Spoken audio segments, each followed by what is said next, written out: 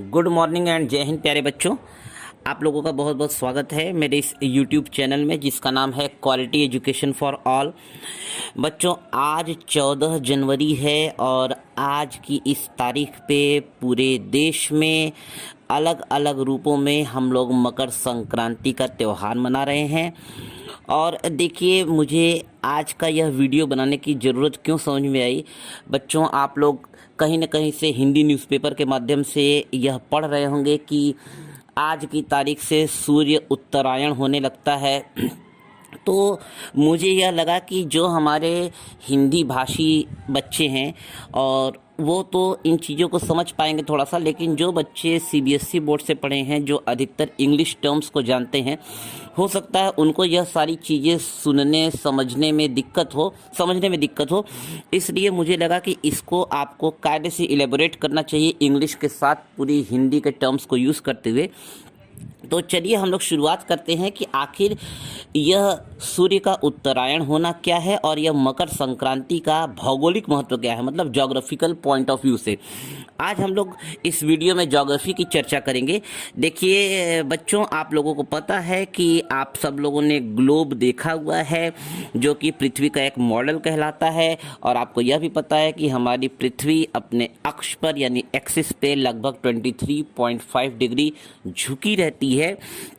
और जब आप ग्लोब को ध्यान से देखेंगे तो आप पाएंगे इस पूरे ग्लोब को एक रेखा जो बीचों बीच से, यानी एक जो इमेजिनरी लाइन है, एक हाइपोथेटिकल लाइन है जो बीच से ड्रॉ की गई है। माना गया है कि ऐसी एक लाइन है ना, और यह आपके ग्लोब को दो पार्ट में डिवाइड करती है। ठीक है बच्चों, जिसमें आधा हिस्सा जो ऊपर वाला है उसको हम लोग कहते हैं उत्तरी गोलार्ध, यानी आप इसको बोलते हैं इंग्लिश में नॉर्दर्न हेमिस्फीयर, और निचला हिस्सा जो है रिमेनिंग हाफ है उसको हम लोग बोलते हैं दक्षिणी गोलार्ध यानी सदर्न हेमिस्फीयर। ठीक है, सबसे ऊपर टॉप पे आपको उत्तरी ध्रुव यानी नॉर्थ पोल दिखाई देगा और सबसे निचला सिरा आपको दक्षिणी ध्रुव यानी साउथ पोल दिखाई देगा। ठीक है बच्चों, और उसके बाद ये जो 0 डिग्री अक्षांश है, यानी जो लाइन बीचों बीच ड्रॉ की गई है, इसी को हम लोग कहते हैं विषुवत रेखा या भूमध्य रेखा, या इसी को इंग्लिश में हम कहते हैं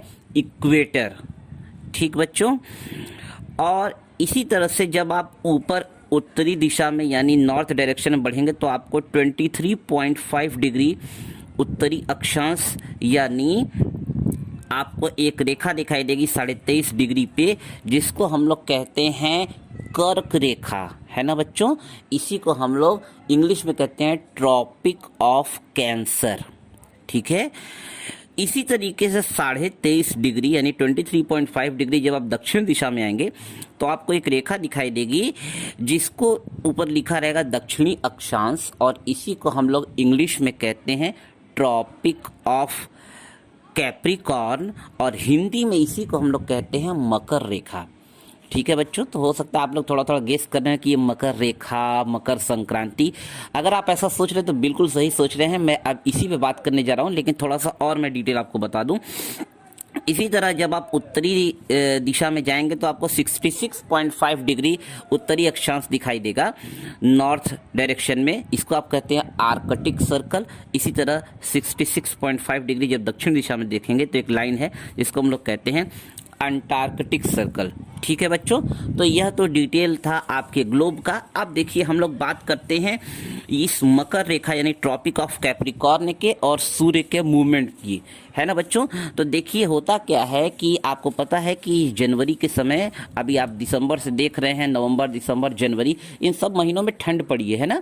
ठंड के मौसम में क्या होता है, जनरली आपको पता है कि दिन हमारे छोटे होते हैं और रातें लंबी होती हैं। ठीक है, लेकिन आज की तारीख के बाद से यानी 14 जनवरी के बाद से सूर्य हमारा ट्रॉपिक ऑफ कैप्रिकॉर्न यानी मकर रेखा से धीरे धीरे अब वह उत्तरी गोलार्ध की ओर चमकना शुरू होता है, यानी उसका मूवमेंट जो है सूर्य का, उसका जो गमन है वो मकर रेखा से धीरे धीरे उत्तरी गोलार्ध में। और आपको पता है कि हमारा जो इंडिया है उसका अधिकतर हिस्सा, भारत का अधिकतर हिस्सा उत्तरी गोलार्ध में स्थित है।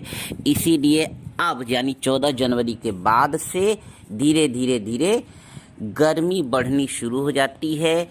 दिन अब आपके जो दिन हैं वो धीरे धीरे लंबे होने लगेंगे और रातें छोटी होने लगेंगी और आपको धीरे धीरे गर्मी का एहसास होने लगेगा।